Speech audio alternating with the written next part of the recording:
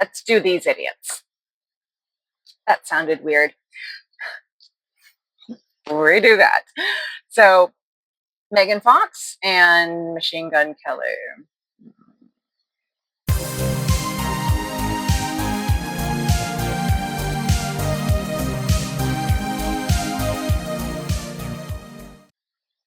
Hmm.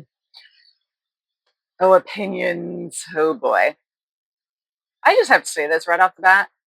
That twin flame thing that they are so infamous for putting in the lexicon. A, I am pretty damn certain that whoever made that up is a man who is making it up to make women fear that they might not find such a love again. Basically, so they would put up with bad behavior. Because I mean, think about the story on its own. Like one soul split in two and then sent to opposite realms at different ages. Like if you're one soul that was split into two, wouldn't you be the same age? Wouldn't that be the first prerequisite for being twin flames? I don't know if anyone explained that along the lines, but it's a question I have, so I'm saying it. Also, why is it so traumatic? Why do you have to like meet each other and then it's too much and then just divide? Like, what? Like, why is the universe putting you together unless you're ready for it? And then when you come together, why don't you just like know it and complete each other? Why is it all this trauma bonding? Mm, mm, no, no.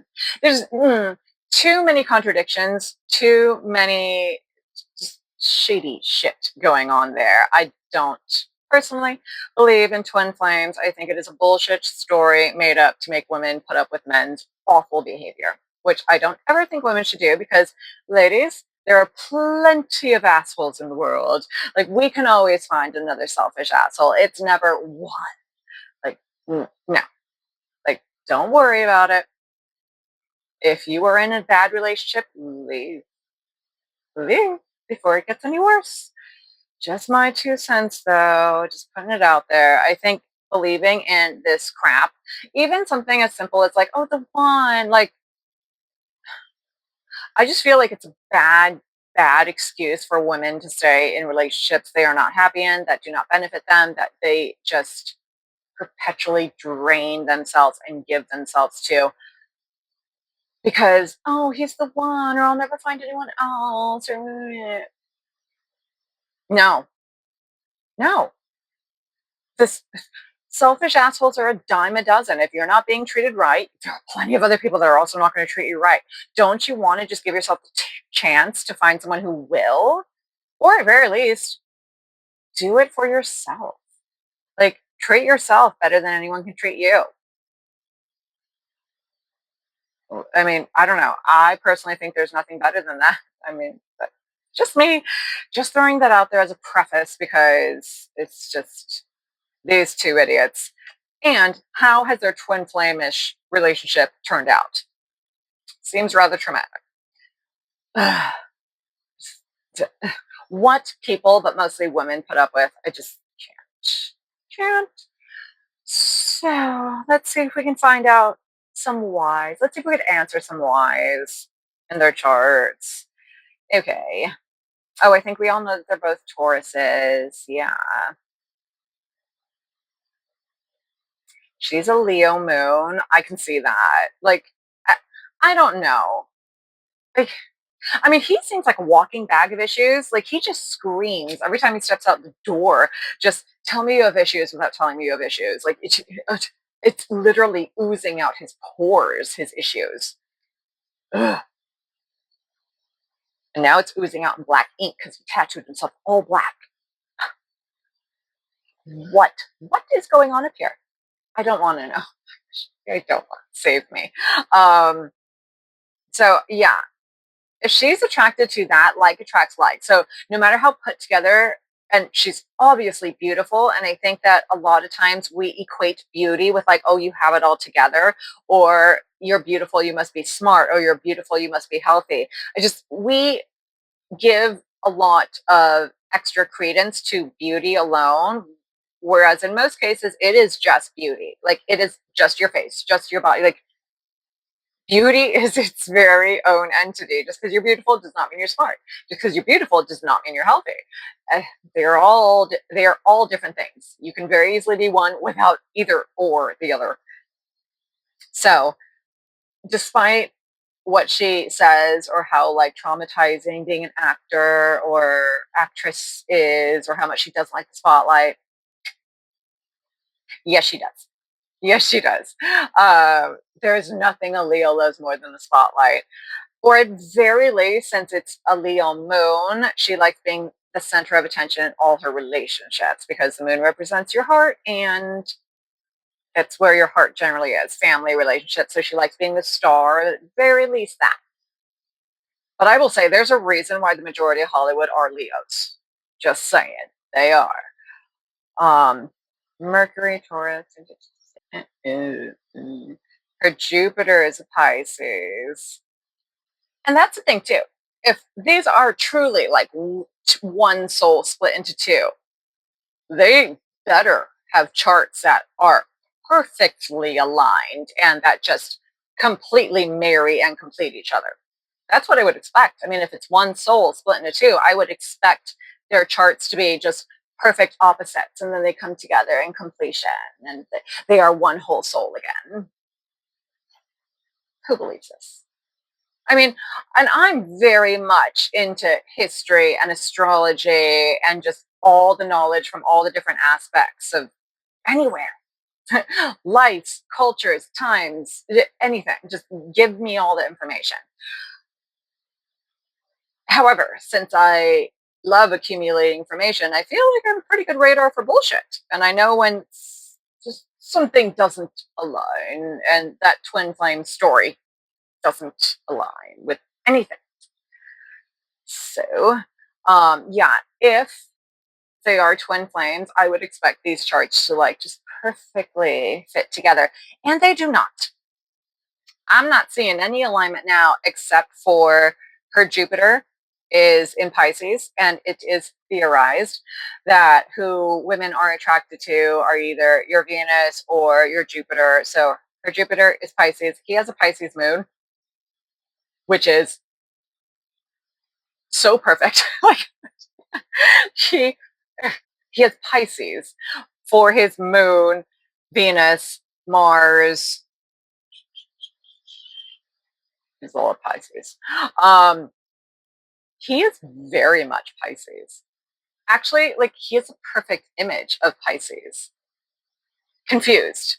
Like he's the epitome of just lost and confused. Because that is Pisces to me, and he is the physical manifestation of it.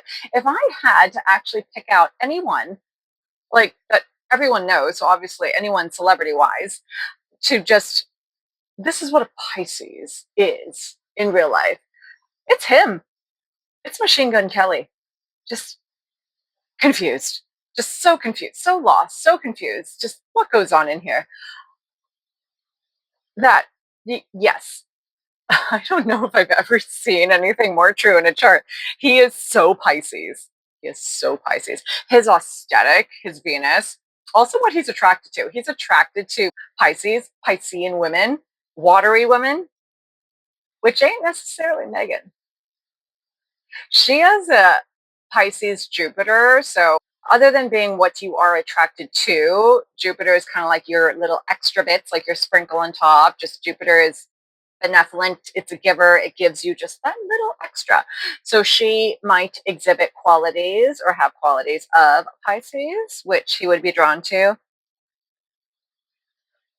But I, I don't know. She seems, he has so much water in his chart and she has so much fire that I can see why this relationship is chaos because I know in real life water puts out fire, but in relationships, fire tends to be so just suffocating, scary, alarming to particularly water signs. Like water signs are so quiet and introverted and feeling and sensing, and fire just like roar, like in your face, express it, get it out there, shut up and do it. Just ugh. just very headstrong, certain, determined, just like a lion, like an Aries, like a ram, just go, shut up and go, do it, get it done. Don't think too much about it. Don't feel it, just go. So, ugh. And I mean, let's all be real. She's leading this relationship. There would be no relationship if it weren't for her, and that is very much in their charts. He's just, oh, he is all water. Oh, oh, huh. So Taurus sun, Pisces moon, Taurus Mercury, they communicate the same way. They learn the same way. They communicate the same way. That's like you would have a great friendship. Or since it's two Taurians, two very stubborn people, it could get down to a my way or a highway thing, and they could just butt heads if like their paths are different. Just because you learn the same way and you're kind of coming from the same place or the same sign does not mean it's been applied or exercised the same way. Every sign has positive and negative attributes. So, which one is stronger in you? Which one of you exercise most in your life? Because whatever you exercise gets stronger. So, it does not necessarily mean they're the same. Also, if you had like two inconsequential signs, like two Libras, two Pisces together, whatever, they would just constantly they would talk about everything forever. There would be no conclusion, no doing, no fighting. Just it would all just be just words or just they they would be the same in an inconsequential way. Whereas when you have two very strong signs together, two Leos, two Taurians, two Aries, if they are not on the same page and they are not aligned, it is going to be war because neither of those signs are backing down and all those signs are willing to fight to the death. So having the same Taurus sign isn't always a good thing because Taurus is a strong sign. Again, having two Libras together would just be like, peace and harmony, peace and love, bro. But two Taurians, no. My way or the highway, bitch. I As someone who was born smack dab in the middle of an Aries Taurus cusp, I speak from experience. So, oh boy, back to MGK. Venus Pisces, Mars Pisces. The way he attacks the world is like Pisces. So just lost and confused, lost and confused, lost and confused. How did he get to be famous? Does anybody know? I know he was like a wankster. That's the first time I heard of him. He was a rapper, a white gangster rapper. And then I saw him with a pink guitar, and I was like, "Oh, how good, what? How do we get from point A to point B? What happened?" But you know what? Him having so much Pisces makes sense. He's throwing darts at a wall with blindfold on. It's just seeing what sticks. And apparently he hit on something good because now he's really popular. But I don't know how much of that popularity is actually just because he's dating Megan Fox. Also, why has Megan Fox made herself look like a Kardashian clone? Back to that point of like attracting like and the fact that he obviously has issues, she's got some issues too, even though she seems really put together. But again, you could always see it on the outside. Why has one of the legit most beautiful women on the planet turned herself into a Kardashian clone, which looks like nothing more than your classic blow up doll? Like, I see photos of her now and I'm just like, oh, oh, it's Megan Fox. Like, like beyond like to do that, like to some degree, yes, whatever makes you happy.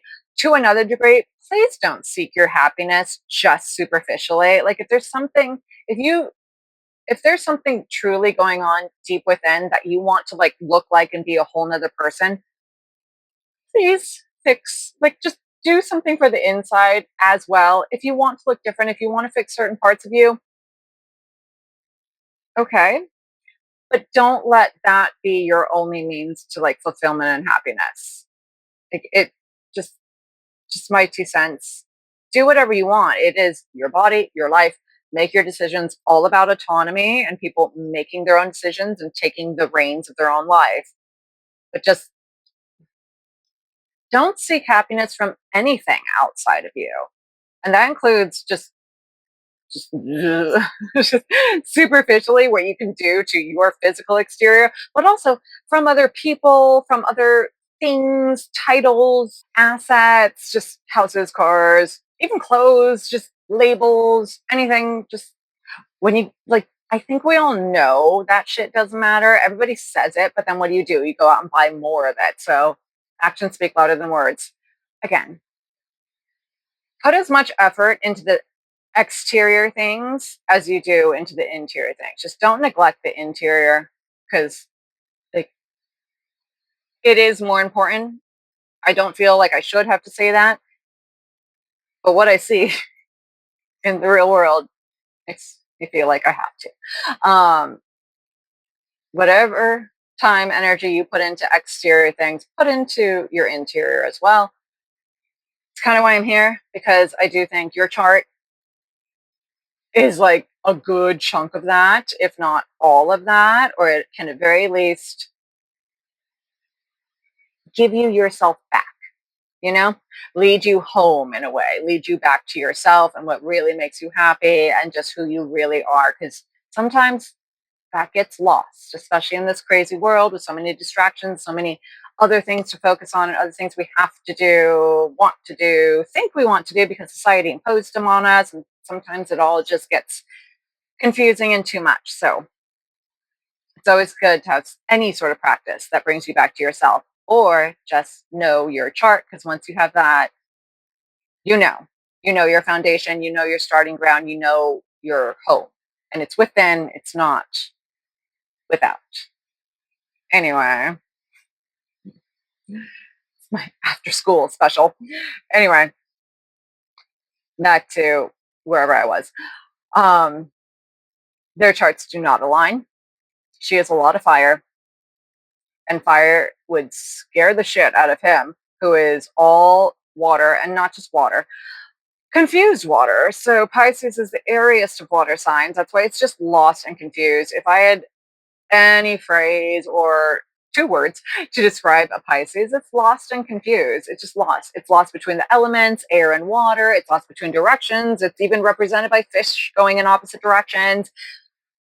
It's just lost, confused. It doesn't effectively do anything.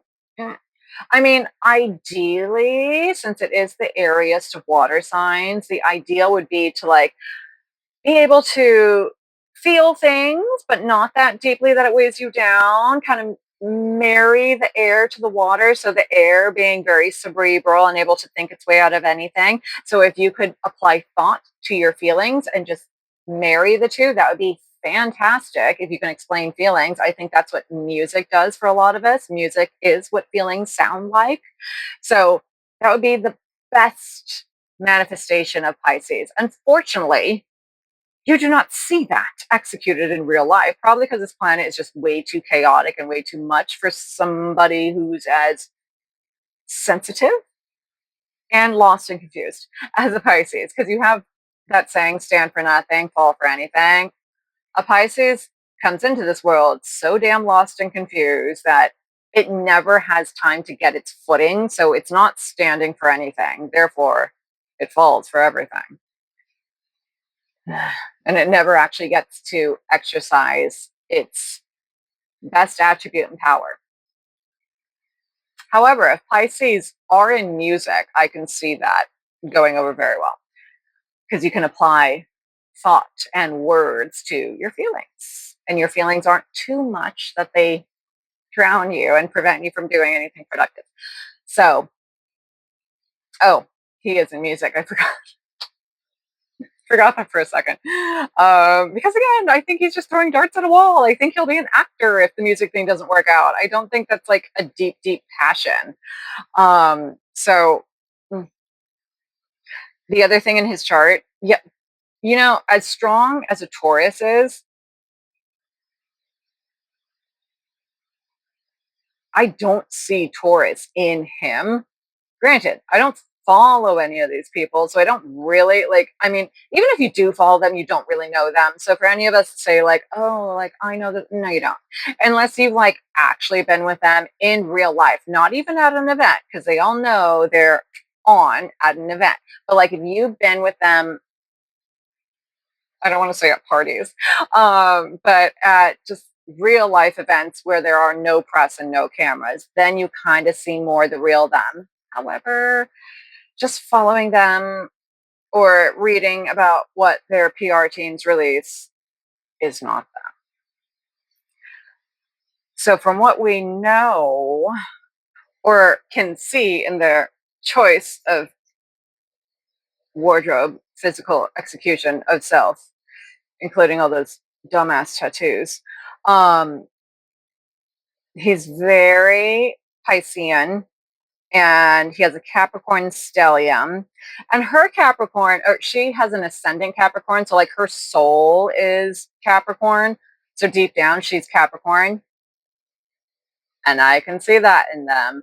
Just very glass half empty, very woe is me, very like want, want, want. Us against the world. I'm sure they've said that phrase to each other. Um, yeah, yeah.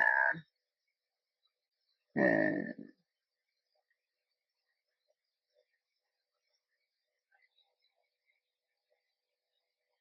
I just saw something. His Saturn is a Capricorn, and Saturn is supposed to be your lessons, your teacher in this life. Granted, it usually comes through harsher execution, so Saturn is not the friendliest planet. His Saturn is Capricorn. Sometimes we can take these things literally, and sometimes your lessons, instead of coming through like the traits of a Capricorn, which would be like a shitload of work or just having like buckle down and just work, work, work, work, work, and just conquer that basically. Um, Say if you had other things in your like Pisces that made it very hard to do, that would be your lesson. On the other hand, sometimes it literally comes in the form of another person. And her soul is a Capricorn. So essentially, what I'm saying is that she could be lesson his lesson, his cross to bear, his greatest teacher in life. Again, I don't know. None of us know what goes on behind closed doors or what really happened in their relationship. But didn't they break up and get back together like 10 times in a year? I think that happened. I have a very like vague, distant, removed overview of all things celebrity, but I think that sounds about right. And again, she is running this relationship, not him. So I'm sure when she wants to break up, they are broken up. When she wants to get back together, they are back together, but only under her conditions and circumstances. That very much seems like the way it would be based on her chart and her Leo moon. That ain't put up with shit and ain't doing anything that does not get acknowledged and appreciated and just again, they want to be the star. They want to be just adored and admired and just fawned over. It's never enough for the ego. The ego, the Achilles heel to any sort of Leo anywhere is your ego. And it will never be satisfied. And then a Capricorn will never be satisfied for God knows what reason.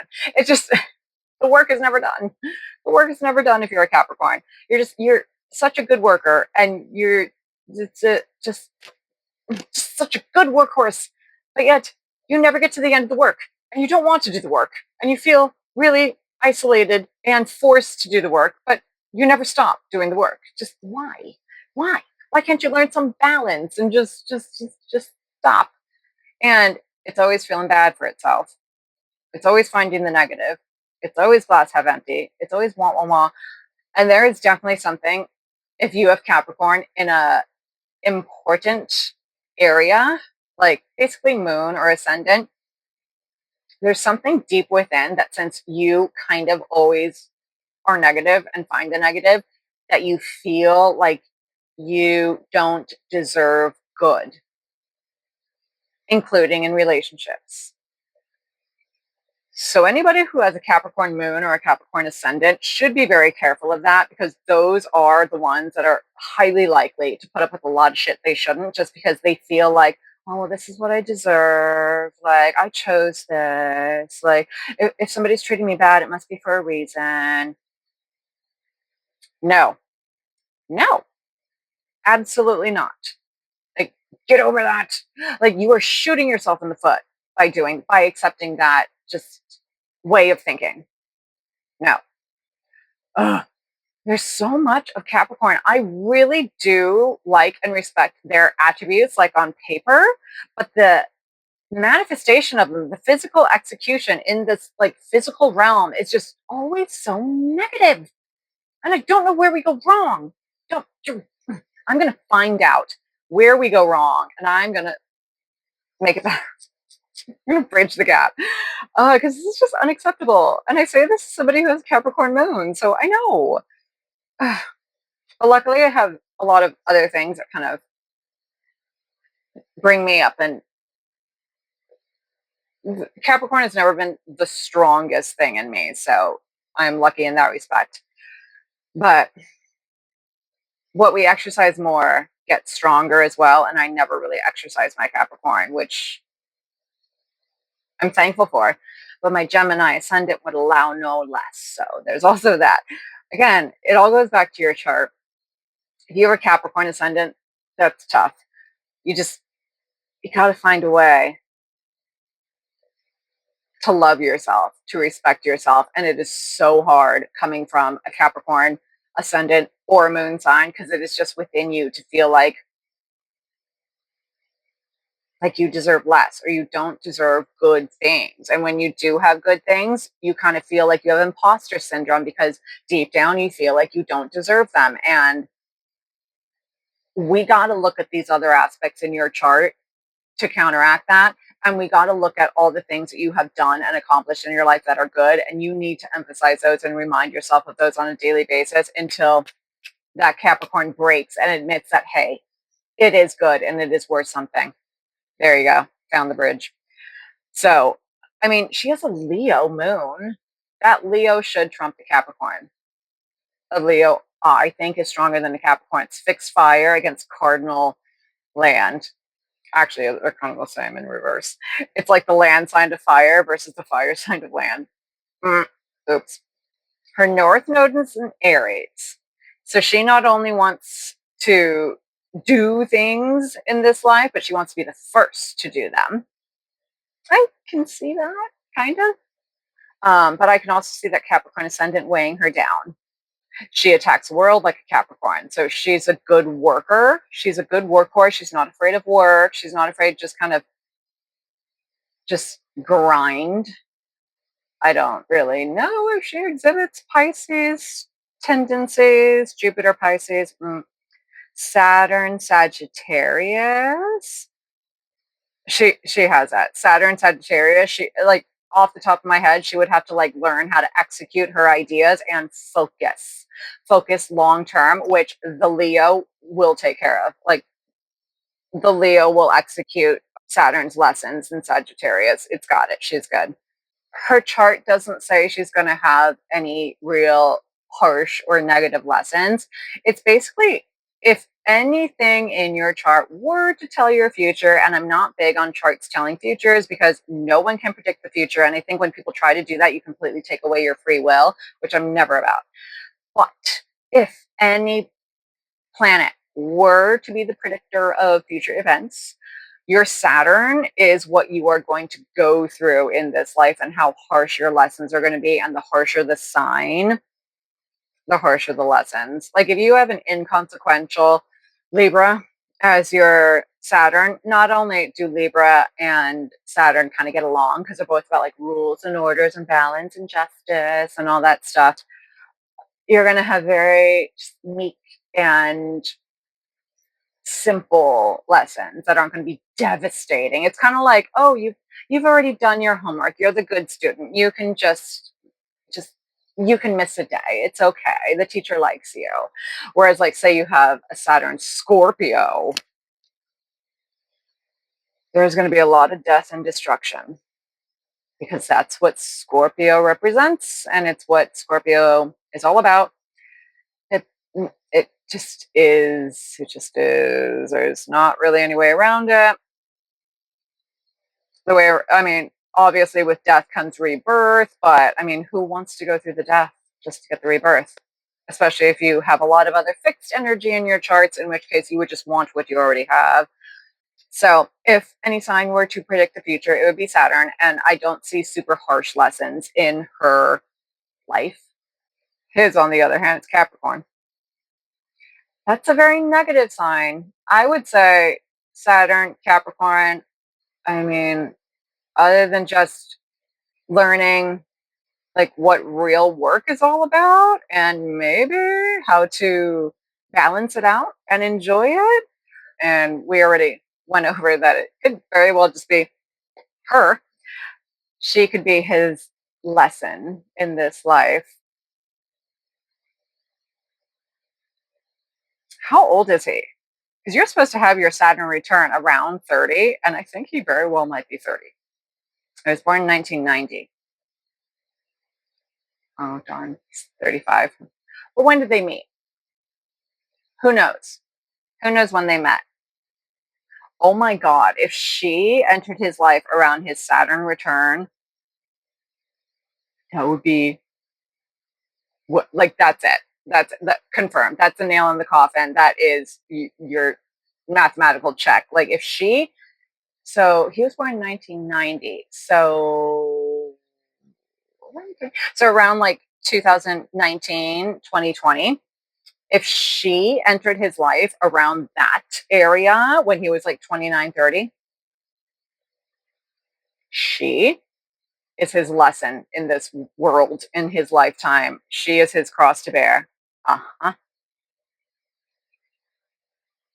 I just think it's funny how, like, sometimes you really, things are very obvious and very literal, and sometimes we just really overshoot the mark by like trying to just make things something so huge and some grand story or some fairy tale or some movie, whereas, like, really, they're pretty clear and simple and obvious, and we just completely overshoot the mark and just lose ourselves in it. Whereas, like, really, if you just open your eyes right here, right now, the answer is in front of you.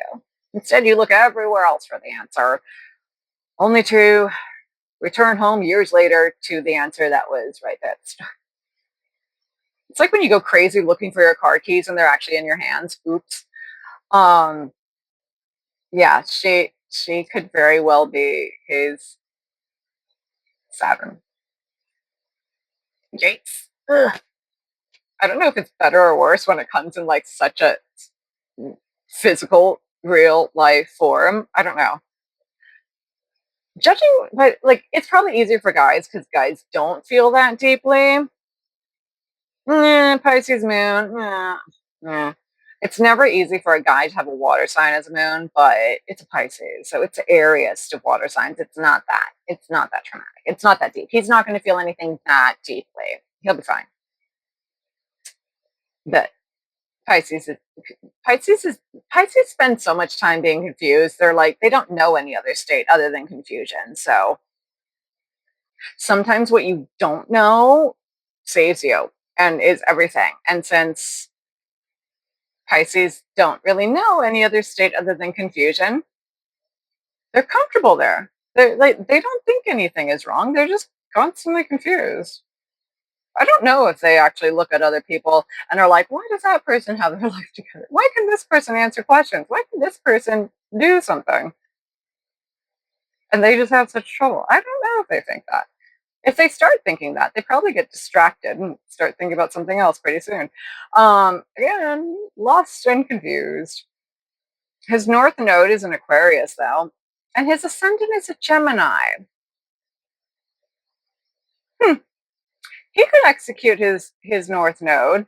I don't actually see him having any interest in it. Just bringing your ideas into reality, kind of being a humanitarian for the people, of the people, liking people, um, thinking outside the box, being able to solve problems, answer questions that no one else can. And his Gemini ascendant is the thinker of the zodiac. It's also like the free bird of the zodiac. So a Gemini ascendant is like their happy place is being free and traveling and unburdened and just free bird. It's the ultimate free bird. Um, it loves knowledge and information and can never get enough, always learning, always absorbing. It just knowledge of anything, like literally any topic under the sun. The Gemini is like the jack of all trades, knows a little bit about everything. Just because it's interested in everything and it loves talking and it loves just getting different perspectives. Again, just accumulating information. Whereas Aquarius is the fixed air. So the Achilles heel to Aquarius, where it goes really bad, is arrogance, where get you're just stubborn in your ignorance. You have your ideas and they're set and that's it. And you stop learning the second you fix your thoughts, basically. Thoughts are meant to be fluid and ever changing and growing and learning. Nobody's ever going to know it all. Like, no, things are always changing too, science wise, era wise, just the ages we live in, from the dark ages to the golden ages. Like, we're always changing and growing, as we should be. Whenever you fix anything, like, that's when you start dying, in my opinion. Whenever you just fit, like, whether you want to just stay in one place forever, physically, mentally, spiritually, once you just fix yourself and you're like, I'm good. I mean, granted, it's good to like take a minute and look at everything you accomplished and enjoy where you are right now. But when you just stop the change, when you just want to stay here in the same place forever, ugh, I just think it's a hop, skip, and a jump to the grave. It just, everything else follows and just going stale and stagnant and just, I don't know a better way to describe it other than just death. It just sounds like death to me. I just think in order to be living, you have to be changing. And hopefully you're changing in the right way, positive, progressive, forward moving ways, and not regressing or getting worse. So just my 2 cents. That's where Aquarius goes wrong, is if it gets into arrogance and just so confident in what it thinks it knows that it stops learning. It stops taking in any other information. I don't think his Gemini ascendant would let that happen. And that Capricorn stellium in his chart, Capricorn can do the work to get from Gemini. All you would have to do is ground Gemini a little bit, give it a little, just Capricorn, give it a little weight, a little work, anchor all the good Gemini attributes. Because the Achilles heel to Gemini is being so flighty and so, I don't want to say amenable, because a Gemini, being the Aries of air signs, can say anything to anyone, very much like tell people what they want to hear and do whatever you want. So they're not necessarily going to, they're not going to do what they say they're going to do. They're going to tell you whatever they're thinking in the moment, and then they're going to forget it and then do whatever that happens to be in front of it. It's very lighty, flighty, just, they mean no harm, but don't count on them for anything. They are up there in the clouds always. So it's it's fairly easy to get from Gemini to Aquarius. He can easily execute his North Node and find his happy place. That's where it is. He has the Capricorn to do so. Capricorn is like the perfect sign to anchor Gemini and give it some weight and validity and just kind of like slow it down. Give it some land attributes, some reliability, some consistency. So that's actually a good balance. His Jupiter, Cancer, last thing he needs, more water. Kind of inconsequential. Jupiter, Cancer, Saturn, Uranus, Neptune, Capricorn, yeah, they're opposites, but they're not in such strong areas where it would really matter. So I don't think he has like such a dichotomy or a split or a tug of war on the inside from that.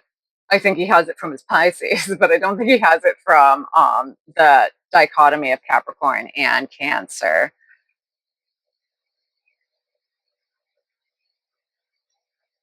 I very much see the Pisces in his chart, and really the Taurus is just the sun. So how you present yourself like on a daily basis to strangers. However, like he does not seem like a Taurus to me. The way he presents or the way he even performs, it doesn't seem very Taurian. It seems very Piscean. I could also see him being a Gemini. I can see him being just kind of like flighty and just say whatever to everybody and follow through on none of it and just be like, whoops, I forgot. I'm here and there and everywhere. Da, da. However, that is a trait of Pisces too, but for different reasons. Like a Gemini just has so much going on in their mind that they genuinely forget. And they just, it's very hard to focus and follow through if you're a Gemini. Whereas a Pisces is kind of, for lack of a better word, darker because they're lost between thoughts and feelings. And if the feelings are bad, it's just, it goes real bad real quick. Those feelings can really weigh down. And then you're just, it's a further distance between your feelings and your thoughts normally, as opposed to Gemini is just all ideas. So it's all up here. It's just like where in here, where. I got confused as to which direction I was going. But oh, hey, I found a new idea to focus on. But it's happier. It's more jovial. It's less serious. I guess it is less serious because if it were serious, you'd remember or follow through. So there's that. She has. Eh, I was gonna say she has a Capricorn stellium, but when Neptune Capricorn. So when you get into the outer planets, again, they don't really count. I actually prefer to look at nature versus nurture before I look at Uranus, Neptune, or Pluto because they're so distant and generational. The impact they have on you personally is so minimal. It's like, yeah, it's good to know what generation you're from, but that's kind of the extent to it. Like, is every millennial the same? No. Is every Gen Xer the same? No. Same thing here. Like, everybody born under a Pluto Scorpio, are they the same? No. Are they going to experience the same things? I mean, maybe to a degree as a common denominator, but specifically, no. So, what you personally experience in this life directly is going to affect you a lot more than those outer planets do. So, before I look at those, I would rather factor in like what have you been through? What have you gone through in life? Like, what are some of your fears? What are you running from? Because most people are running from something. So, in conclusion, these charts are not twin flames. There's not a lot of synastry. The most jarring thing is that her Capricorn ascendant, I'm pretty damn certain, is his lesson, his teacher. Like she is his Saturn. I don't know a better way to say it. She is his teacher, his lessons, his cross to bear in this life. uh, uh. I mean, and also if you have to be anyone's like teacher or reform them or God, teach them in any way, shape, or form. Like I always say, the second I start looking at you as my child, I'm done. Like not effed up enough to want to sleep with my child. Sorry. Sorry, it's over at that point. Mm-mm. Like I mean, I guess if you are equally as effed up, but I don't know.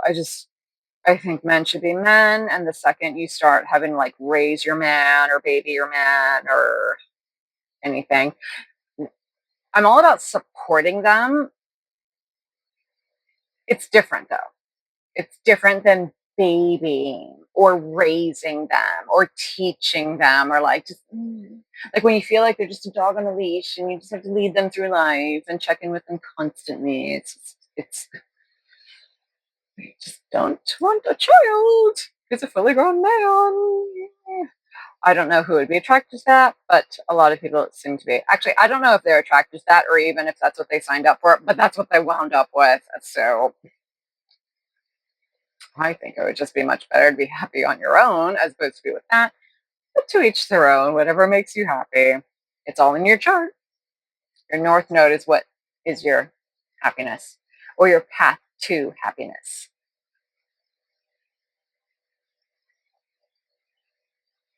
And you know what's interesting is that out of all this, the Taurus, the Leo, the Capricorn in Megan Fox, I see the Capricorn the most, which I guess makes sense because her her soul, I mean, your soul is your soul. It is the truest part of you. So it would make sense as to why I see that the most. But even Taurus, I don't really see. Leo in the fact that, like, yeah, I think she likes the spotlight more than she admits because, I mean, actions speak louder than words. Why did you choose this genre? There are plenty of other things you could have done if you didn't like the attention. I mean, people who choose that route do it for a reason. There are plenty of other ways to make money. There are plenty of other jobs out there. It's a particular thing. Fame is a particular thing that you don't get anywhere else. No amount of accolades can suffice or duplicate fame, the adoration of the world. It's a very particular thing. And people that get into this industry, especially nowadays, do it specifically for that. Again, there's plenty of other ways to make money. Even if you're like super passionate about your art, whether it's acting,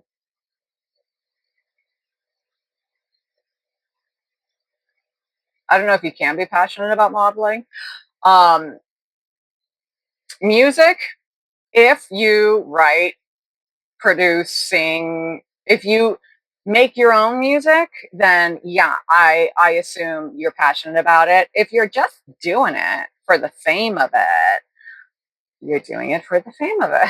Like, again, I think anybody that gets into that industry nowadays is specifically doing it for the fame of it. Just my opinion, but I'm pretty certain about my opinions. So I don't know. Look into it. Actions always speak louder than words. I don't think that anybody just falls into it and it's like, oh, poor me. I didn't want any of this, but oh, look at me. Yeah, no.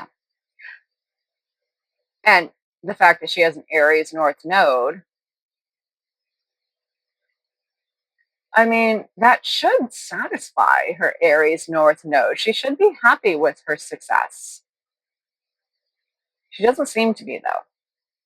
Again, it could be that Capricorn thing, just finding any little negative part and blowing it out of proportion just to complain about something and play the perpetual victim.